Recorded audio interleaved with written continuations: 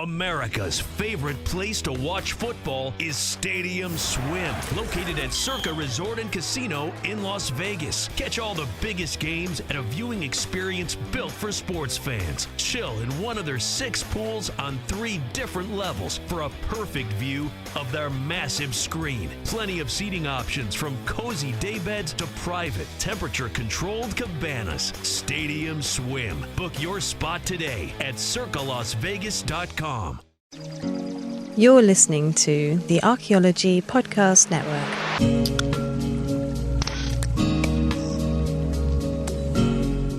Welcome to Heritage Voices, episode 22. I'm Jessica Yaquinto, and I'll be your host today. And today we are talking about the Greater Chaco Landscape. And this interview, it's potentially going to be in 2 parts. It looks like we might have 2 interviews, one myself and one possibly done by Lyle Valenqua, my co-host. So stay tuned. We'll see what happens. But before we begin, I'd like to honor and acknowledge the Pueblo peoples on whose ancestral lands I'm recording today, as well as the Nooch or Ute peoples on whose treaty lands I'm recording today, as well as the fact that this area is also part of the Dinétah. So today I'm really honored and humbled to have my 2 guests here in the studio today. First, I have former governor of Isleta Pueblo and All Pueblo Council of Governors Chairman, Edward Paul Torres. Good morning. My name is E. Paul Torres, and I am from the Pueblo of Isleta, former governor, former lieutenant governor, and currently the chairman of the All Pueblo Council of Governors. All right, thank you. And our second guest today is former Pueblo of Tesuque governor and current co-chair of the All Pueblo Council of Governors Natural Resources Committee, Mark Mitchell. Good morning, and thank you for having us. Good morning. So, you guys are recording in D.C. right now. What brings you to D.C.?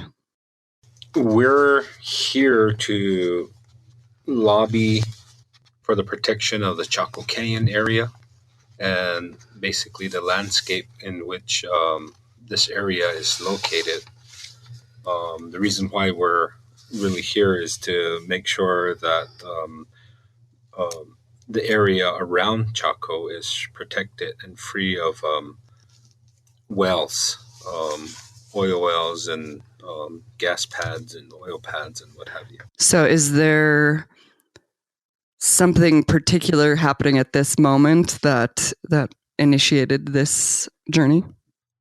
This issue has been going on for quite some time, and we, the Pueblos, really recognized the fact that the landscape of the Chaco area was being threatened by way of lease sales by BLM, so that companies can come in and frack for oil and gas. But the issue really came to be when we noticed that sites, TCPs, traditional cultural places, were being impacted by these sites, the locations of the well pads and what have you. Mm-hmm. And so the issue we had was how do we protect these sites, because they're so close to home and dear to us that we needed to do something to protect the whole area. And again, the area that we're talking about is the Chaco landscape in, western central part of New Mexico. The landscape yields and holds all kinds of TCPs, traditional cultural places. Mm-hmm. And the Chaco itself is a World Heritage Center. And so the concern there was, if fracking is done at whatever depth it's being done and extract the oil and gas, which supports the upper layer, how are we assured that in years to come that this area is not going to fall in? Hmm. And the Chaco itself, the ruins that are out there are irreplaceable. And that's one of the things that we were homing in on, is that this place is irreplaceable. But most importantly, it's one of many sites that is a traditional site. Again, as we stated before, or as I stated before, that these are the footprints of our ancestors, and we're willing to share with the general public, but we want to make sure that the general landscape around the Chaco is also protected. And there's a lot of issues under that, like for instance, a company coming in to frack and then flaring. What are the impacts to the environment, the wildlife, the plant life, and most importantly, the human life? So those are some of the reasons why we're here in DC lobbying and making sure that we bring awareness to everybody, and most importantly, to protect not only this site, but others that are being threatened. So why is it important? So a lot of people would say, well, but Chaco's already protected. It's in a national park. So why is it so important to make sure that the surrounding area is included as well? For the mere reason that was stated before is that, again, it's hard to explain the tribal religion, but this is the best I can do, is we're tied into the land. Mm-hmm. And in the lands, in the landscape, in the geographical areas, that's where these sites are located. And our religion is still alive. We practice it every day. Each pueblo is different and unique to their religion, and it's that mere reason why we need to be out there to advocate protection. And yes, the Chaco the Chaco area is a national monument, yes, but also at this level there seems to be a threat coming to, I guess, declassify it and not protect it.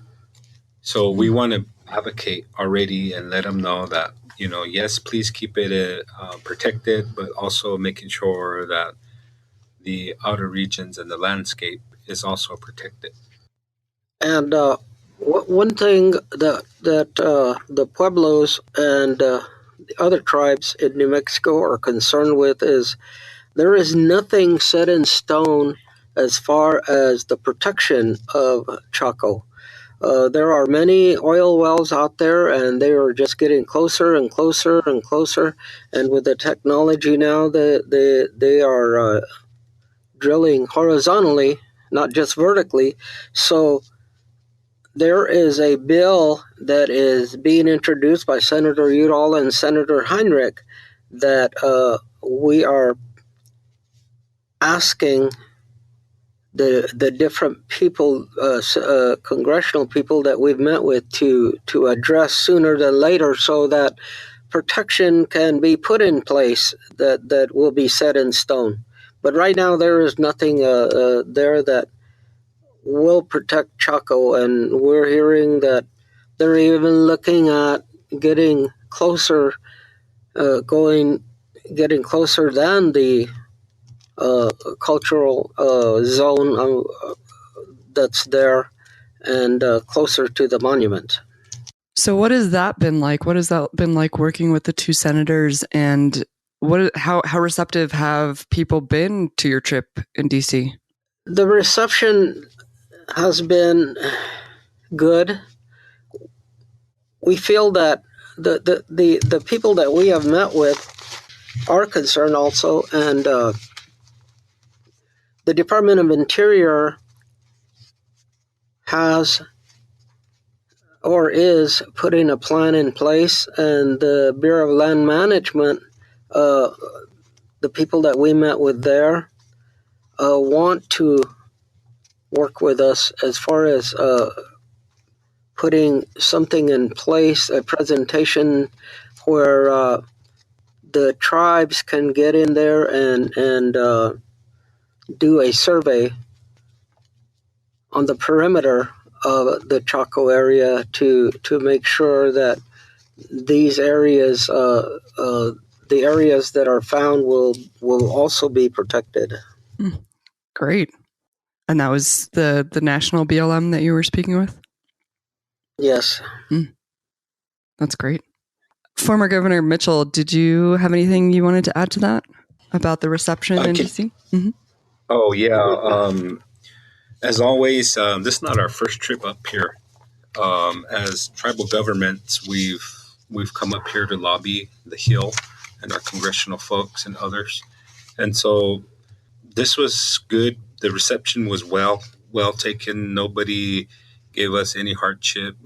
Everybody sat and listened to our concerns. And as the chairman stated, the New Mexico senators are working on our behalf to protect this area. Not only them, but we're making sure that the other senators and representatives and congressional folks that we were meeting, we educated them as to how things are unfolding there back in New Mexico, and making sure that they understand, both sides of the story. But on our particular end, we're wanting to make sure, because of as natives, our ancestors occupied the area, and we always say since time immemorial. In today's technology, someone could maybe carbon date things and come back to maybe 1200 AD or 500 BC or that type of thing. But with those technologies, and we could honestly say that the area has been inhabited by our ancestors since that time. And so, to kind of give you a picture in your mind's eye, that the folks that we've talked to, they were really receptive to what's happening out there on the landscape. So in general, yeah, we were well received. People are interested in exactly what's going on, and maybe have concerns of additional information and what have you. So yeah, everything was well received. Good. Well, that's good to hear. Yeah. So obviously this has been a long process with this battle for the Greater Chaco Landscape. And I'm sure that you two have been involved for a long time, not just obviously this DC visit. So based on the whole range of experience from Chaco, and then also if you've worked on these kinds of projects in other places as well, we do have a decent amount of land manager listeners, federal agencies, state, local, etc. What would be recommendations that you would give to them as far as tribal consultation or just working more collaboratively with tribes in general about how these kinds of processes could be improved? Well, we made it very clear when we met with the Department of Interior and the Bureau of Land Management that we are ready to work together with these agencies, government-to-government relations, to address the issues, to work together to put the protections in place that are needed. And we're ready. We were already talking about setting up, making a plan to take it step by step so we can get started sooner than later to do a survey, class three survey, which means we put people on the ground, and these people are traditional people where they can go out there and look for the things that they know what they're looking for, as far as shrines or sacred sites and on and on. So we're ready to do that, and we made it clear to the agencies that that's what we want to do. Yeah, that'd be fantastic. The other thing that we were talking about was, again, tribal governments are not the general public. So in New Mexico, the pueblos are considered tribal governments. I'm pretty sure all the native nations across this country are in the same predicament as tribal governments. Right. And I think that's the first thing that you all need to accept, is that, one, we're not the general public. We're government, tribal government. We have the same issues as anybody else. But I think that's the first thing that we need to do. Secondly, as Chairman has stated, that we're willing to work hand in hand with everyone, so long as a project that's coming up on the horizon, that the tribes are at the table, not after all the documents have already been vetted and gone through its process, and then after that bring in the tribes. I think that's a connection. Again, as stated yesterday, we were letting some folks know, because they were telling us already that this process has already gone through their system, and now we're ready for public comment. And that's when we told them that's the misconnect, because we need to be at the table. As Chairman said, we have folks that can really identify things from the tribal perspective.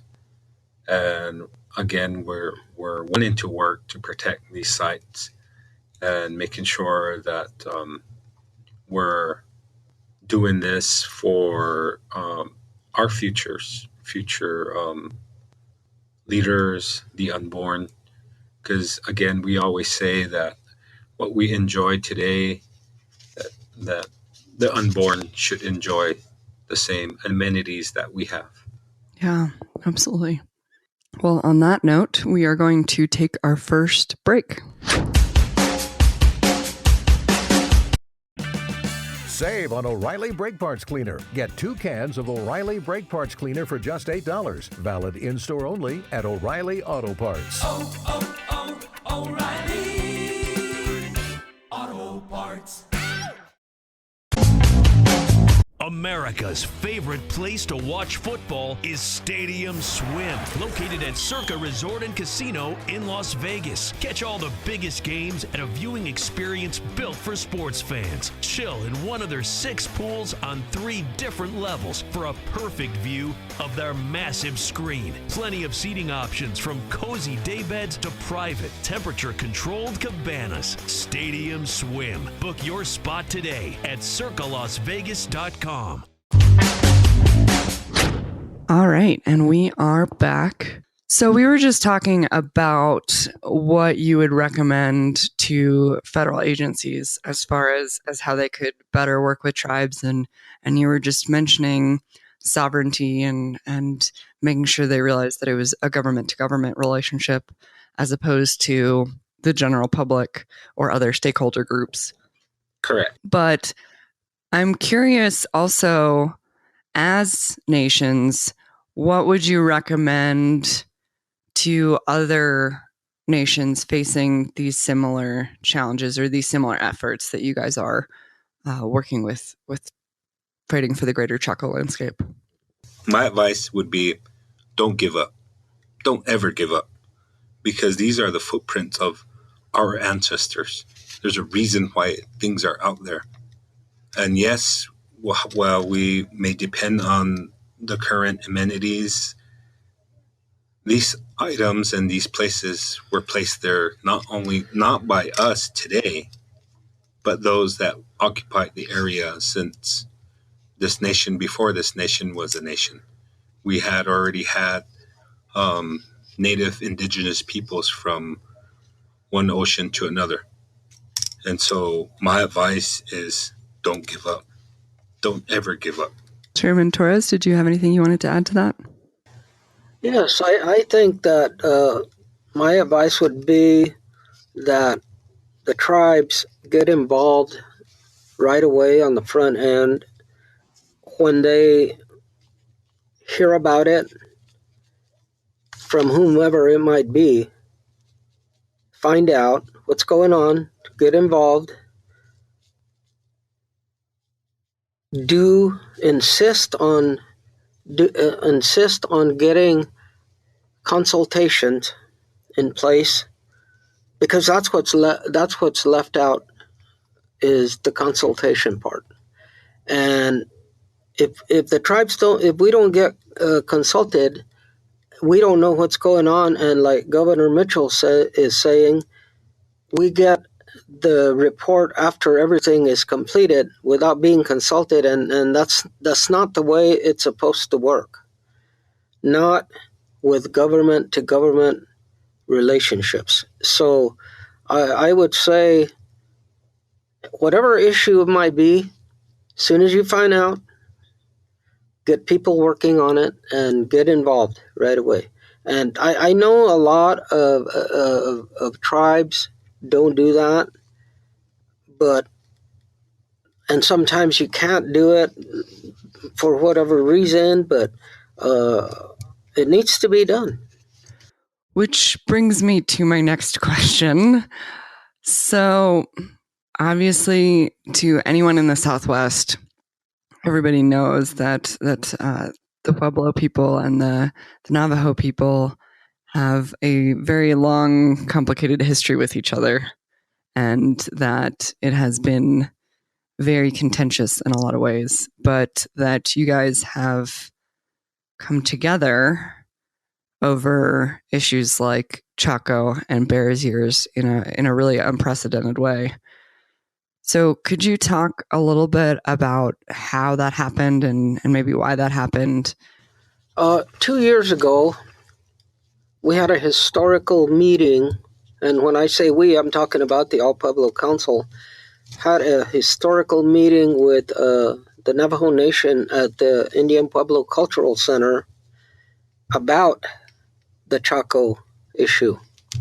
We met with President Begay, Vice President Nez, and some of his staff, and we talked about the issues, and we all agreed, we all got on the same page as far as the protection of the Chaco region, and had a very good conversation, talked a little bit about other things that we should unite on. And I think the key to tribes in New Mexico would be to unite with the Pueblos, the two Apache tribes, the Navajo Nation. We should all be united. We're all brothers, you know. What happened. We weren't involved in that. The history, and but now is a different time, and I think if the tribes were all united in New Mexico, it would be a good thing to address issues like the one we're addressing now, and all the tribes are involved in the Chaco region, not just the Pueblos. We know that, so I think we all need to work together. Yeah, we've met with the Navajo Nation, and I think we all have similarities when it comes to the protection of sites, not just in the Chaco or the Bears Ears area. There's other sites, other places, and as the chairman stated, yes, we do need to come together and work together for the common good of protecting these sites. As stated earlier, in these current days, we did not put these things up, but we're taught where they're at, and we're taught to protect these sites, and it's part of our religion, and just making sure that We work closely with the agencies, the federal agencies, the state agencies, to making sure that we're all on the same page. Because to us, I think it would behoove the agencies to just reach out and say, okay, this is when we're meeting. We need to bring you up to speed on certain things and projects that are coming up, which may impact you all. And I think that's better in the long run because it's cost saving, it's time management, and rather than butting heads down the road, we can all work together to achieve everybody's goal as a win-win situation and protecting the sites and moving forward. Another thing that I guess I have heard several times, and I'd be curious to hear your perspectives on, is there are a lot of people who say things like, but the tribes have oil and gas drilling on the reservation. And, there's drilling, for example, on the Ute reservations and on the Navajo reservation.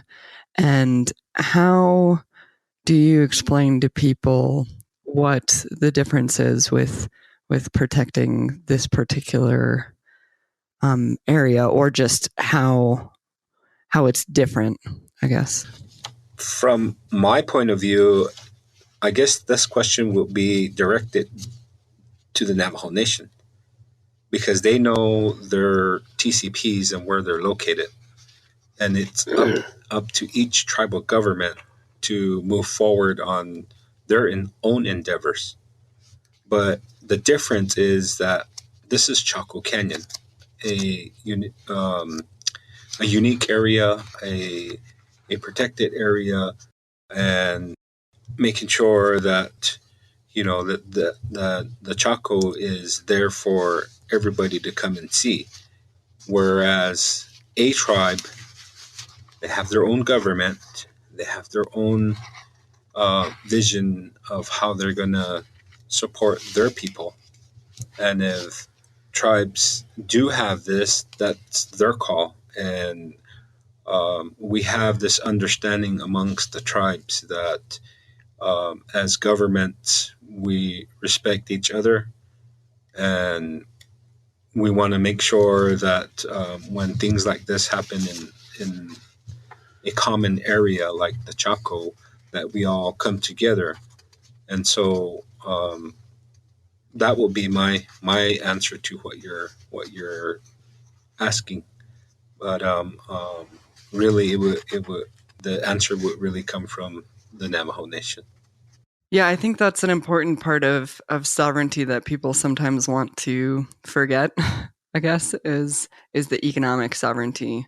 That sovereignty Right. is more than just creating your own laws. It's that self-determination aspect as well. Did you have anything that you wanted to add to that, Chairman Torres?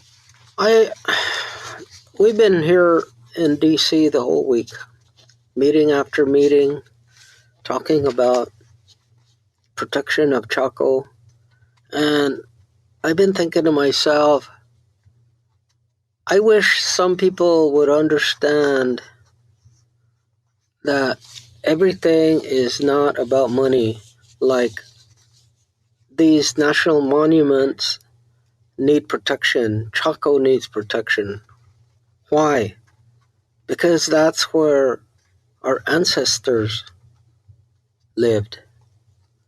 There's still live places there, and the tribes go there on pilgrimages and things like that. So, if a tribe has natural resources like oil or natural gas or whatever, they're not going to put a well on right next to a shrine or on top of a shrine or next to. We know that. That's not going to happen. So they make the decisions on their own where they place these oil wells or whatever it might be, because they have to. They need the money to survive, as far as money for their people, for their services, and on and on and on. So, like Governor Mitchell is saying, it's their call on their economic future. But and they also know that everything is not about money. There's some things like what we're talking about, that's not about money.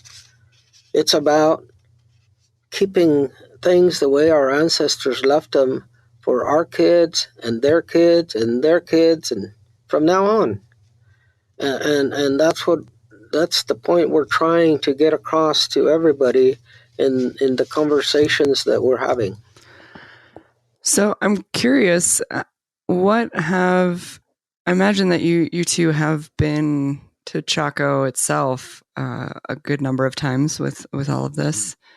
What have your personal experiences been like there, if that's something that you're okay with talking about? I think they're just amazing places, and when you visit these places, it makes you wonder about our people that lived there and the way they survived and how strong they were. Their beliefs were very strong, and lots of other things. It's just amazing. On my part, as far as visiting Chaco, it's always like Chairman is saying, it's not the same every time you go. Experience different things, see different things. By that I mean, one day the weather could be extremely hot, and the next time you go, and all of a sudden it's starting to rain, and it's nice and cool, and people are enjoying themselves and asking questions about the architecture of the buildings and wondering how many people lived here and what was their life like during that time. And we go there to educate ourselves, educate the children that from our prospective villages, and try to instill in them that these are sites that we're tied into. When I say tied into, I'm talking about actually having people migrating from there into the current day pueblos back in the day. Stories about how the pueblos and the Chaco people were constantly trading whatever they needed to trade, and vice versa. Those people coming to our pueblos and back in the day and doing the same thing, trading and just networking, in other words, in current times. And so to us and to myself, when I go out there, that's part of the reason, but the other part is to go out and pray for a safer world, to make sure that whatever that's happening overseas and there's conflicts, that they find remedy, that everyday life give us the health and knowledge and welfare for everyone to understand. And just generally, those are the prayers that I do. And I just want to make sure that the area, not only Chaco, all the sites are protected for future generations to come. As stated earlier, again, it's if you haven't been there, and go there with an open mind and an open heart, with no animosity, no pressure on yourselves, and you'll come out of there with, I guess, enlightenment to your own personal self. But go there with respect is all we ask. Yeah, absolutely. And what does that respect look like? Well, I'm gonna give you an incident where I was out there, and it happened to be like on on a close to a solstice, and we were out there just visiting because we were working with Chaco and referencing their small museum and what was right to disclose or exhibit. And so we had gone out there to see that, but by the same token, we decided to take a tour of the area. And to me, it was heartbreaking to see non-natives coming in there and bringing outside items that don't clash with the area. What I'm talking about is like ribbons and other stuff that's probably their religion. And one thing that struck me odd was a can we found with ashes, human ashes of someone's loved one that was there, and that was heartbreaking because to me that was totally wrong for someone to do that. Right then, that action is what I consider to be disrespectful, and not having that knowledge of that individual coming there and doing that. I don't know what the intent was. Maybe they were praying, and I don't know. All kinds of thought processes went through my mind. And so, yeah, that's one of the things that I took to heart personally, thinking, well, now what do we do with this? What does the park staff do with these remains? And that, to me, in our religion, we can't. Once an individual passes, we can't unearth them. We can't do any of that stuff. So for me, it was taboo to not even touch the item. They asked me, what do I do? What do we do? And I basically referred them, well, what have you done in the past? Do you reach out to those individuals that came in? Is there a list that people sign into? I don't know. I told them I'm lost just like you, but it was heartbreaking for me to experience that. So that's, in my eyes, is a thing of disrespect. On that note, it's kind of an odd note to take a break on, but it's about that time, so we will be right back. Is your vehicle stopping like it should? Does it squeal or grind when you brake? Don't miss out on summer brake deals at O'Reilly Auto Parts. O'Reilly Auto Parts. Save big money on pressure-treated lumber for your outdoor project at Menards. Menards has the best in-stock selection of AC2 pressure-treated lumber, decking, and fencing. All easy to load in our drive-through lumber yard. Choose from our huge inventory and build your project to last. Plus, you can get free estimates fast with our fence and deck design programs in-store or online at menards.com. Save big money at Menards.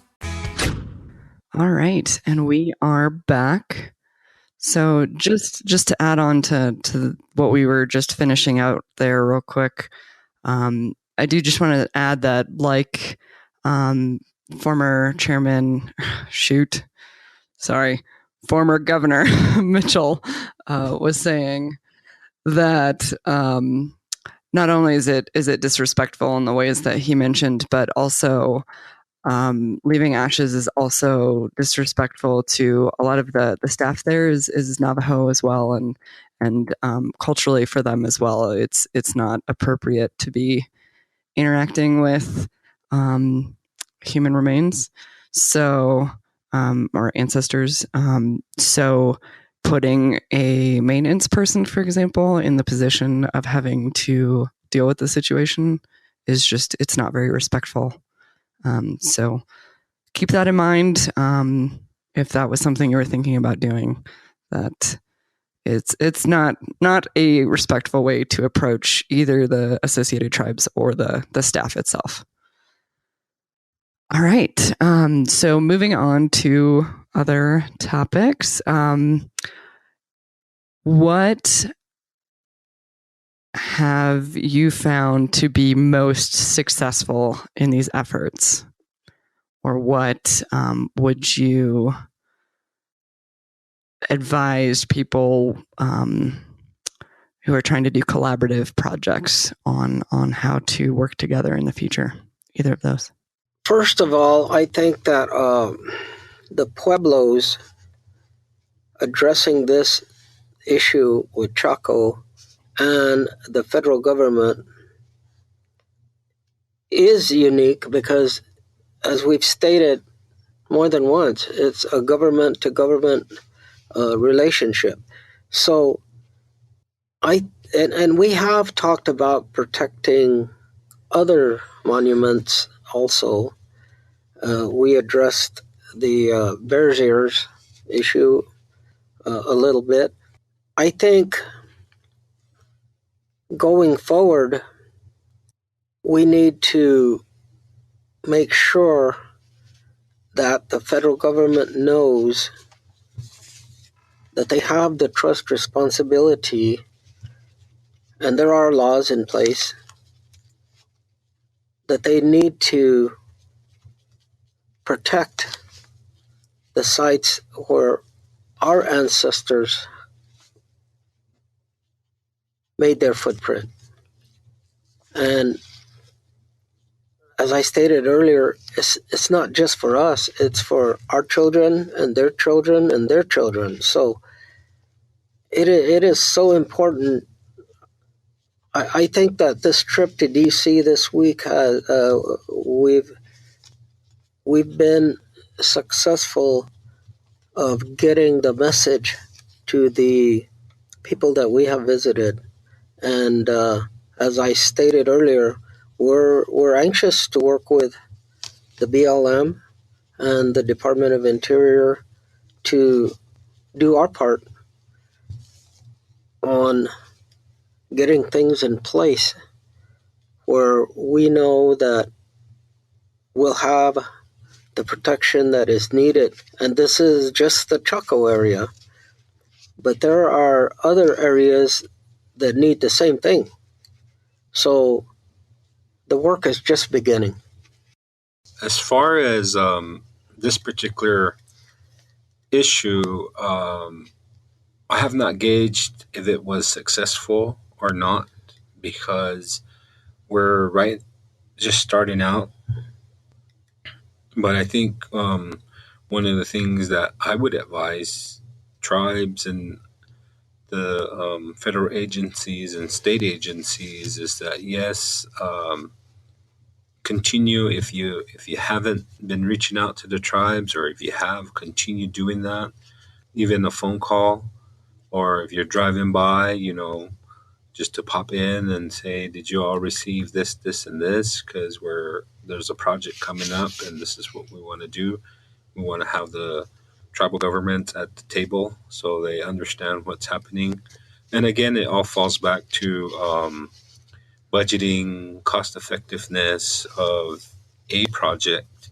And the tribes would feel a lot better knowing that certain sites are avoided, certain things that are out there that are avoided.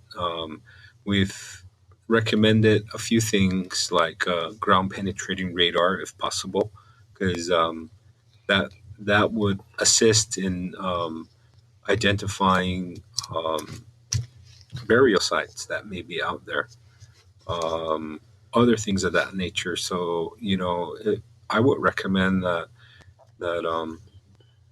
those agencies continue, or if they haven't, to reach out to the tribes. It's just like basically when the tribes are open to calls and what have you, we can set up meetings and get folks on and start the meetings and making sure that the consultation process happens. Now, in the past, when tribes do consult, and it's sad to say this, that some of the agencies, it's more of a, okay, we've met our policies, let's check it off and move forward. because there's one of the things that we keep asking is, so you're asking for our input, but we never see it in your policy. We never see the tribe recommended this, or whoever it is, the tribe recommended to do this and do that. This way, for that particular project, the tribe can be satisfied that, okay, they did take a consultation and it was meaningful, by way of showing that, okay, all their recommendations and their edits or other things of that nature are incorporated into that agency's policy. This way, your that agency can continue moving forward with a project, so long as the tribes are there to assist.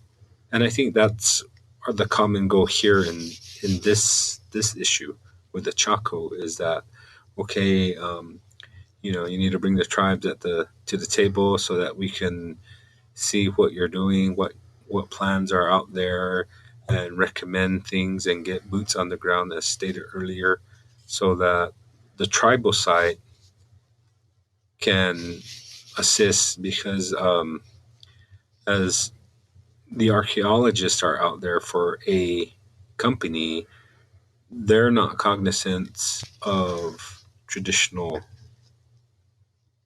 issues, traditional locations, but an individual or individuals of a tribe are, and they know what they're looking for. They know what needs to happen. So we need to not butt heads, but work together collaboratively to get the project done. And I think that's all we're asking for. But the main issue is the protection overall, because again, as stated, these are still sites that are being visited by indigenous folks, Pueblo people, and we have to continue doing this because that's part of our religion as we move forward. For our listeners, so if they are really excited and riled up from this episode and really want to do something about this issue, what would you recommend? What would be helpful for your efforts for our listeners to do, first of all? And second of all, if they're interested in learning more, are there any, websites or different places that they can go to learn more about the Greater Chaco Landscape efforts, or just Chaco in general? So what can our listeners do, and where can they learn more? We at the All Pueblo Council of Governors do not have a website for just that one issue as far as Chaco, protection of Chaco. We don't have that. We address pretty much a lot of issues that the Pueblos have within their Pueblos, and address them at our meetings, whether it be under executive session or open meeting. But as far as somebody chiming in on just this one issue that the All Pueblo Council is addressing, we don't have a website for that. It doesn't mean we're not going to have one in the future. We have our Natural Resources Committee that is heading up this issue. Governor Mitchell and Governor Kurt Riley are the co-chairs for the Natural Resources Committee. So, I think that if somebody wants certain information about this, then they can call the All Pueblo Council of Governors office and get the number for Governor Mitchell or Governor Riley and talk to them, or myself. Also, if they feel compassionate about this issue, I would recommend that they would call our congressional folks and let them know that they're in support of the protection of the culture, Chaco Canyon itself, or even calling the Chaco Canyon staff themselves to find out a little bit more information as to what impacts are happening to the area. And as Chairman stated, myself and current Governor Kurt Riley are the co-chairs of the Natural Resources Committee, and this is just one issue we're addressing, and we're trying to get our staff to do all the research to making sure that everything is whatever people need, that we have that information moving forward. So those are my recommendations. But by the same token, we also understand and realize that there are directives from others for development and protection, development of what's happening around the Chaco area, and we're willing to sit and consult about issues and moving forward. And maybe we might also do some outreach. But I know there's some organizations that are out there, have been out there assisting and moving forward with what trying to bring awareness of supporting and protecting the Chaco at this time. So yeah, those are some of the things that I would recommend. Right. I think Archaeology Southwest might be one of them. Yeah, I think so. Mm-hmm. Yeah. So you might check their website as well. I think they have updates on there about what they're working on with Greater Chaco Landscape. And then obviously you can always also go to the National Park Service Chaco Canyon website as well. And we can put those and the All Pueblo Council of Governors website in the show notes so people can find them easy. Sure. All right. Well, did either of you have anything that you feel like you wanted to add that we missed, Chairman Torres or former Governor Mitchell? I think we covered pretty much I think all of it. We've answered your questions as best that we can. I myself don't have anything to add. All right. Well, thank you so much to both of you for being here. It was a true honor. Thank you for having us. Thank you.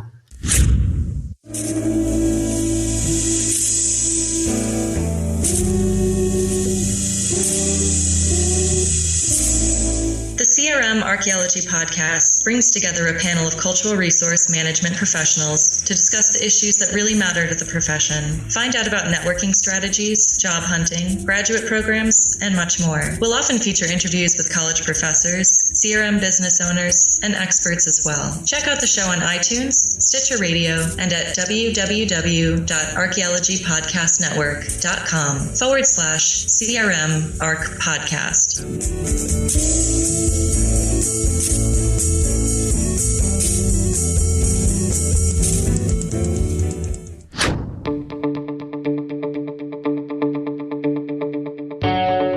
Hey, podcast fans and digital archaeologists. Have you heard about WildNote? It's a data collection app that works online or offline on your smartphone or tablet, iOS or Android. It allows you to collect field data easily, manage data efficiently, and generate data reports and site records effortlessly. We have a growing list of state site forms built in for your use and some generic forms that will work anywhere.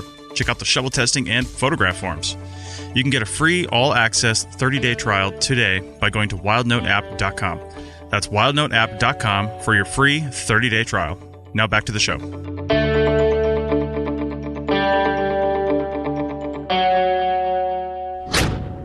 All right, and we are back. So as I mentioned at the beginning of this episode, we are doing two different episodes, or not episodes, I should say, two different recordings for this episode. So the first part, as you obviously already know, was my interview with Chairman Torres and former Governor Mitchell.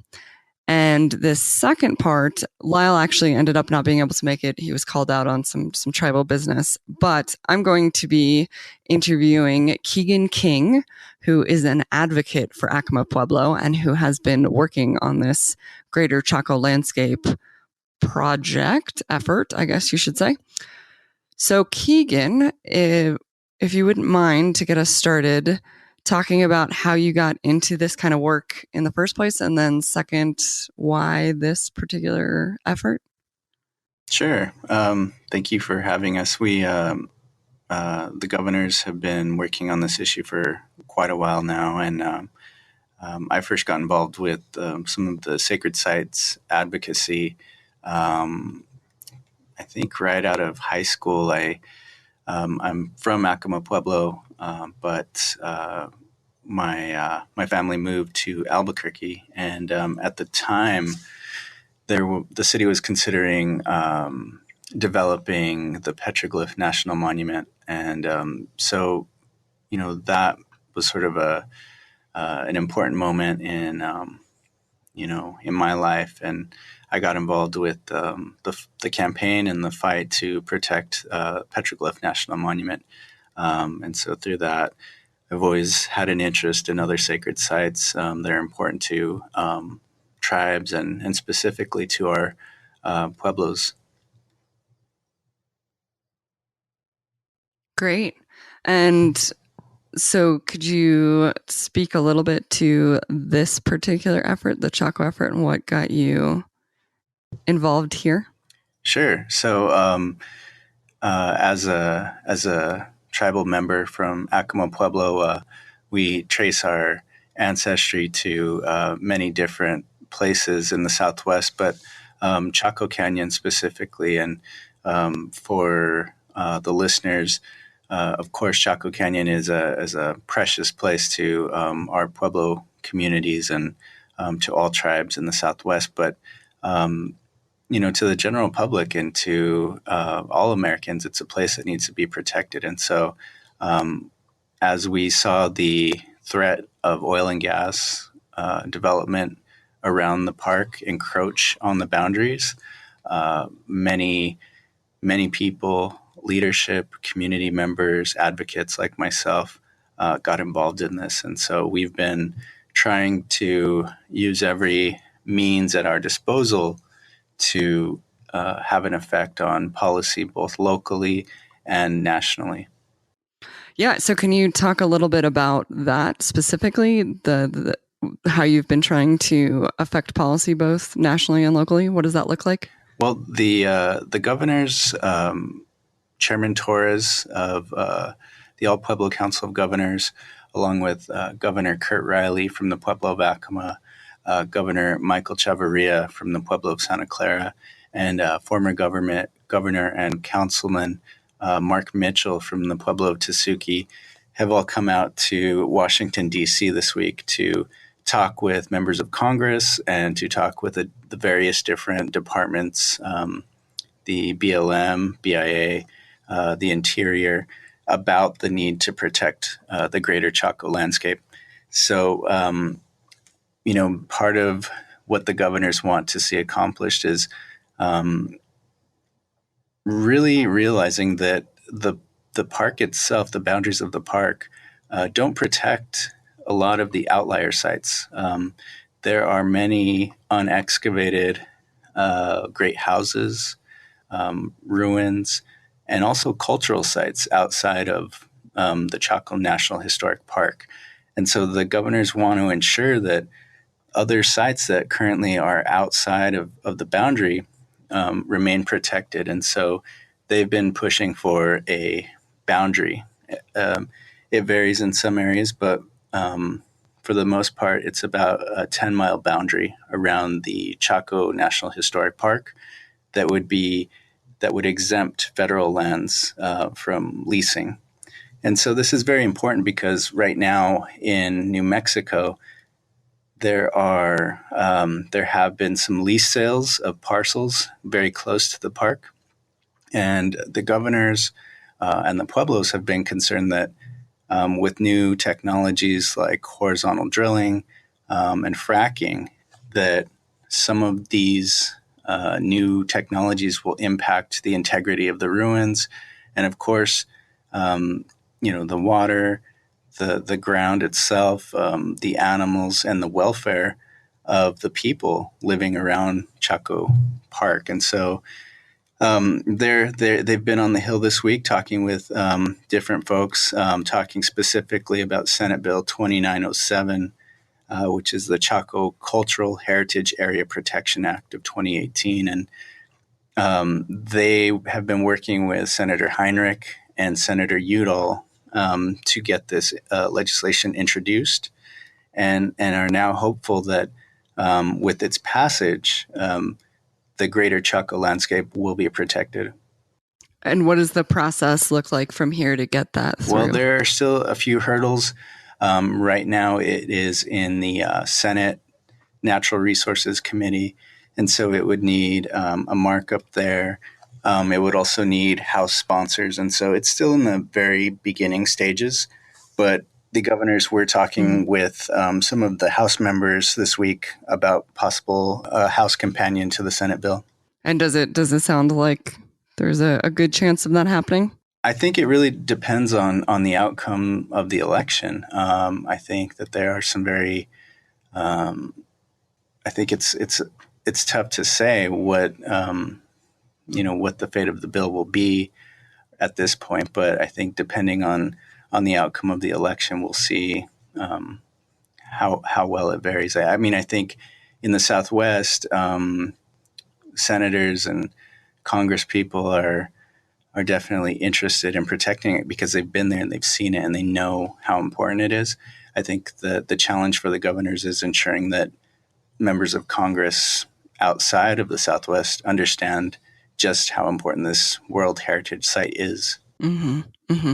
Yeah, I mean, I honestly don't think you can go there and not understand how important it is or not appreciate it. Right, and they've the governors have invited members of Congress and other folks in the current administration to come out and so that they can host them to really show them how this is a living part of our culture and our religion.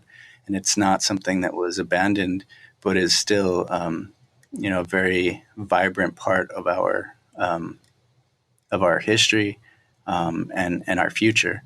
Last night we had a reception, and Governor Riley from the Pueblo of Acoma, explained that when he was talking with some school children that the Pueblo had brought to Chaco, that he pointed out to them, look at these places.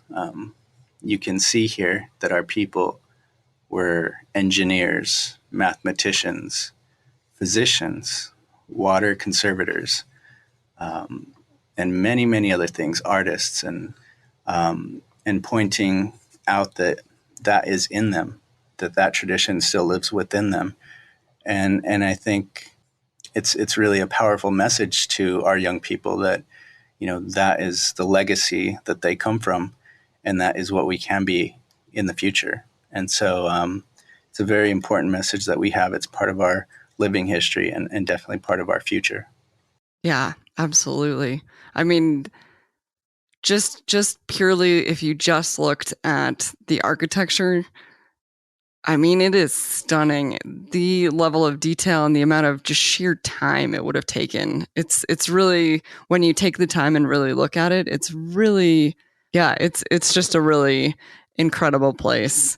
And it really is one of those examples of where you can look at the archaeology and just see so much there behind it, like what he was saying. No, I mean, I agree. Sometimes I struggle to, there's so much there. There's so much to learn. And I think, Governor Riley's point is well taken, that, there's so many disciplines that went into making that place, the great houses, to achieving these great structures, the astronomy, the study of the stars that took place in order to achieve some of the archaeological or astronomical observations, the alignment of some of the houses in the Great North Road.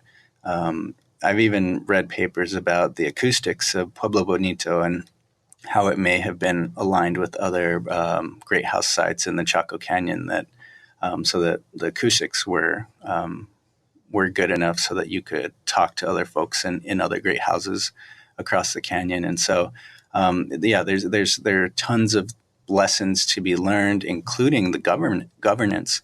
There were probably 7, maybe more languages spoken out of the thousands of people in Chaco Canyon. So just understanding how people can work together and live in a high desert basin, where a lot of the farming was probably dry farming, was probably based on runoff. How do you achieve something like that? Right. Let alone the fact that there aren't trees there and they have these giant beams in their architecture, and how far away they had to go to get them, and the water situation. It's all very impressive. They were making a point to be there. It was, it's a very interesting place that I feel like it took more than one visit for me to really start to appreciate. Yeah, and I think that's why it's exciting that the governors are here talking about it and really getting that message out to the general public outside of the Southwest. How do we protect places like Chaco? I mean, there are numerous great house sites and in the San Juan Basin, in the Greater Chaco Landscape, and then once we start talking about that, it's important that we look at other pieces of legislation that the governors have been talking about, like the Antiquities Act, and how we can be protecting other national monuments and looking at Bears Ears, where we haven't even really scratched the surface of what the history was like in Bears Ears, and yet some of it may be under threat. Yeah, and what you were talking about there about great houses. I mean, so I'm in Colorado. I live in Cortez, Colorado, and we have great houses all the way over here. And I was just at a Colorado Archaeological Society conference, and they were talking about Chimney Rock National Monument and how they specifically built the architecture on a slope so that it would look like Chaco. So it would look multi-storied, even though it wasn't. So the Chaco landscape is vast. I mean, it crosses several states. It's really impressive in size. And you're just talking about the 10 miles really immediately outside the park. The legislation creates a protection zone that's approximately 10 miles around the park. There's a portion in the south that protects one of the great houses that's near Crown Point, and then a portion in the north along the Great North Road that takes in a site called Pierre's site. And so really it's not that much when you think about what's already been done in Farmington. So the Farmington field office of the BLM has already leased approximately 90% of that field office for oil and gas development. So when we're talking about this 10-mile buffer zone, it's actually a fraction of what's already been developed. And when we're talking about the human history, the long human story of the Southwest and different migrations and all of these great houses and the culture and history there, it's a very small price to pay, I think, to protect, a fraction of this 10% that's remaining. Yeah. So can you talk a little bit more about some of your more local efforts, yours and the governor's more local efforts? Yeah, in New Mexico, the All Pueblo Council of Governors have passed several resolutions that call for the protection of Chaco at a state, regional, and national level. One of the other points that the resolutions ask for is that there be an ethnographic study conducted before any other lease sales are done. So we get, sort of annual or semi-annual lease sales in the BLM Farmington office. And before any more lease sales are done, the governors of the All Pueblo Council of Governors have asked that there be a rigorous ethnographic study conducted so that we hear from Pueblo cultural leaders what is still out there, what may not be excavated, what cultural sites need to be avoided by development. And if there's an area that doesn't have any cultural sites in it, a parcel, making that known too to BLM. So I think that their biggest concern is that there's a lack of consultation. There needs to be more than just a literature search done before development is conducted, and really to bring the tribes to the table and have them really study the landscape, work with archaeologists to create that ethnographic survey. Yeah, absolutely. And not just because Right. I'm an ethnographer. No, that is hugely important. Like I've said many times on this podcast, if you are not considering traditional cultural properties, which can only be identified by the people who identify with them, so in this case, the tribes, so through either tribal monitors, tribal consultation, or an ethnographic study, then you have not fulfilled your Section 106 requirements Right. of the National Historic Preservation Act.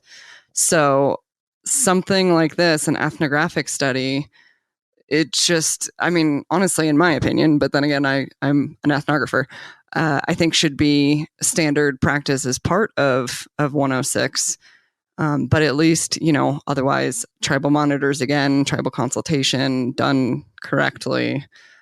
So I just think that that's hugely important and something that's oddly missing from Chaco. I mean, I know of at least one ethnographic study for the park itself, but, for such a hugely documented on the archaeology side area and phenomena, there's been very little, it seems like, interactions with tribes on that front. Yeah, I mean, I think that for something this iconic and this important, to not have a comprehensive ethnographic study is, there's no reason for it. There are other sites that have been studied extensively, and I think that one of the some of the pushback has been about budget and the sheer cost of such a expansive study. But I think that for something this important, it's something that should be done, and especially when we do look at all of the well pads and the development that's happened in the BLM Farmington office, when we see that it's almost blacked out, when we look at these maps that are almost blacked out with well pads, I think it's a pretty small price to pay to continue to learn from this place. Well, and to do it right and in a thoughtful way, and everything like you mentioned beforehand. Absolutely. Okay, so you're advocating for an ethnographic study. Is there anything else that has been done so far towards that end? Yes. So the APCG, All Pueblo Council of Governors, has asked for an ethnographic study to be conducted with descendant nations, Pueblo nations, before any new leases are put up on the auction block of parcels near the park. And I think that that's an ongoing request, is that we defer these lease sales. There's one coming up in December. And it's interesting too that the way that BLM has been doing it is this online method for leasing, auctioning these parcels for development. And, I think part of that is, they don't want to have protests, because they know that not only would tribes protest, but I think the general public would if they had the opportunity. And so I think a lot of the, the way that it's done is problematic. So, there is an ongoing lease sale at the same time that the BLM is conducting the resource management plan amendment process. And that's another concern, is that there's this ongoing process, this dialogue that's supposed to be taking place between the public, the tribes, the federal government, to determine sort of how development moves forward in this area. And yet there still leasing these parcels so close to the park. So, for I think for a lot of the tribes there's a deep concern that any buffer zone could be done away with, and that we would have development very near the park, and more development in some of these outlier sites. Okay. Well, on that note, we are going to take a quick break. All right, we'll be right back. This network is listener supported. We're trying to move away from paid advertising while also creating new shows and supporting the ones we have. Every little dime we make goes back into the network and improving show quality. So become a member today at www.arcpodnet.com/members to show your support, get some extras, and be a benefactor for archaeological education. Members get stickers, a coffee mug, a t-shirt, bonus content, early access to episodes, a private Slack team to talk to other members and the hosts, and full access to training on Team Black over at arccert.black. So check out our memberships at www.arcpodnet.com/members today and support archaeological education. That's www.arcpodnet.com/members. Now back to the show. All right, and we are back. So continuing a little bit on that topic that we were talking about right then, could you maybe talk a little bit about tribal consultation and what you would like to see, or how you think that could be improved? Sure. So federal law does require tribal consultation, and not only adequate tribal consultation, but meaningful consultation. So it's not enough to check the box by coming back to the tribes and saying, okay, here's what we've decided, and so now we've had a discussion, or meeting with one of the pueblos. There are 19, and so it's really important that the field offices make every attempt to bring the tribes into the process. Regarding Chaco, several tribes, and I believe several chapters are cooperators in the process, which sort of elevates, or is supposed to elevate, their position in this consultation process, so that they work together with BLM to come out with a plan moving forward that really takes into consideration the tribal perspective as the direct descendants of the Chacoan people.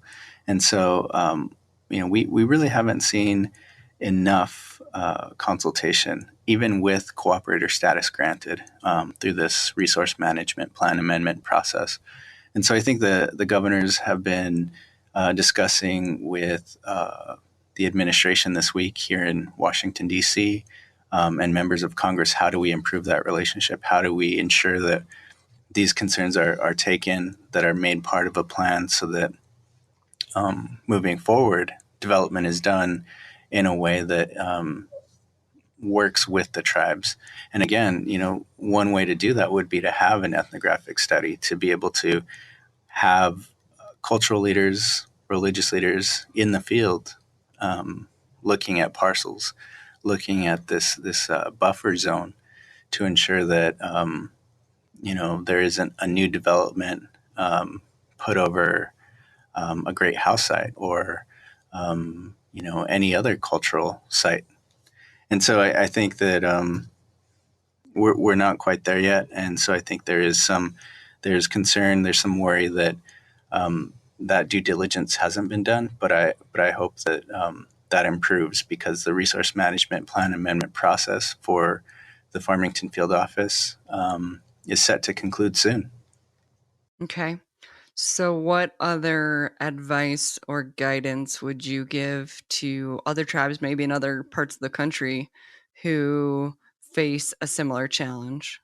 Well, I think that, what the governors have been doing for decades now is working together to affect change, and they've done so many great things. They've been able to protect some of these sacred sites and have really been champions of the public lands fights. I think they're sort of the unsung heroes of the fights for public lands.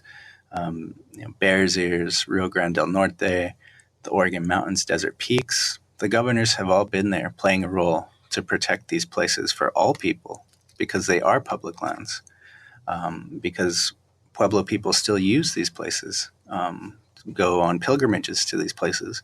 And so, I really want to lift up their contribution to protecting national monuments and our parks. And so, I think that this is happening all across the country. And I think we should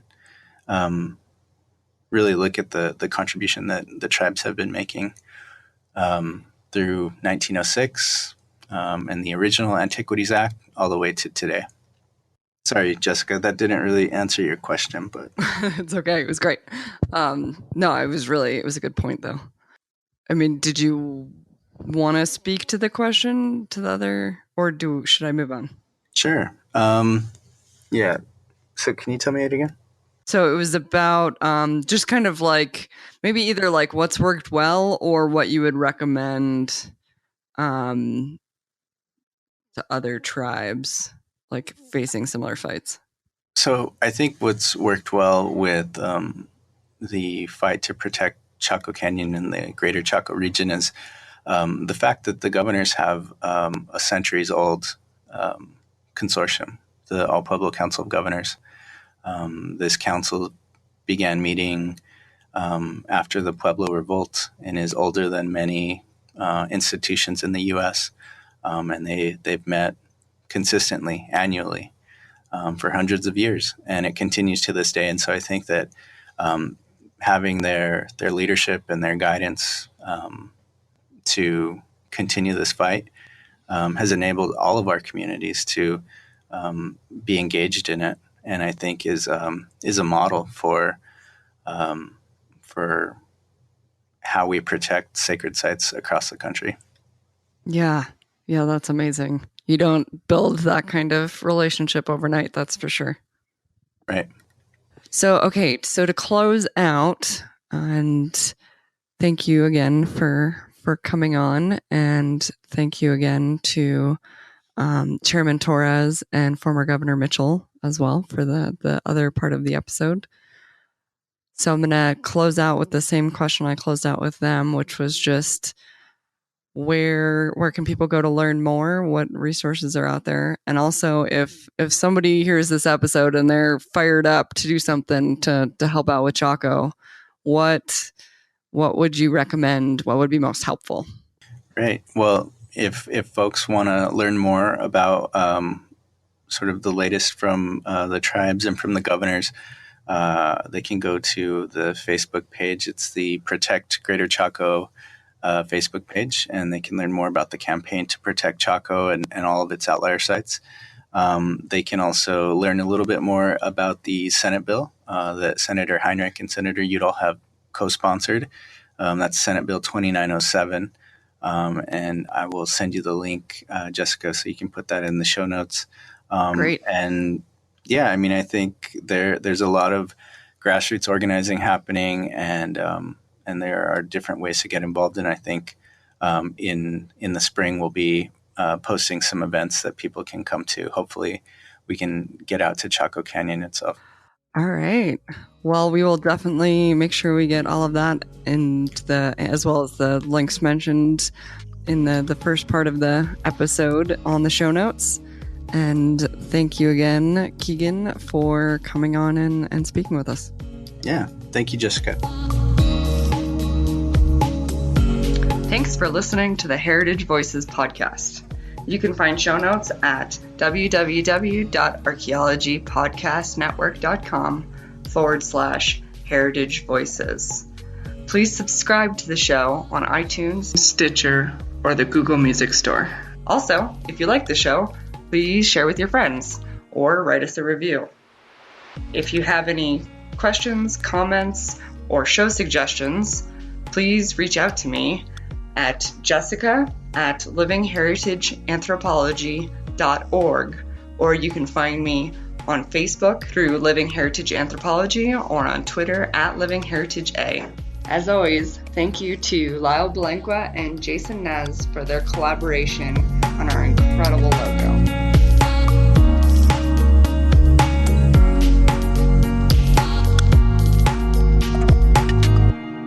This show is produced by the Archaeology Podcast Network, Chris Webster and Tristan Boyle in Reno, Nevada at the Reno Collective. This has been a presentation of the Archaeology Podcast Network. Visit us on the web for show notes and other podcasts at www.archpodnet.com. Contact us at chris@archaeologypodcastnetwork.com. Thanks again for listening to this episode and for supporting the Archaeology Podcast Network. If you want these shows to keep going, consider becoming a member for just $7.99 a month. That's cheaper than a venti quad eggnog latte. Go to archpodnet.com/members for more info.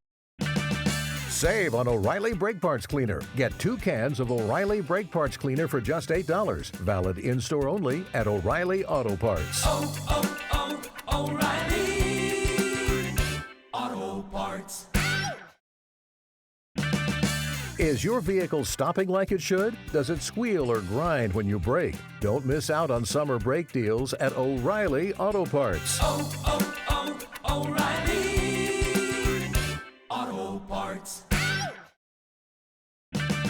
Save on O'Reilly Brake Parts Cleaner. Get 2 cans of O'Reilly Brake Parts Cleaner for just $8. Valid in-store only at O'Reilly Auto Parts.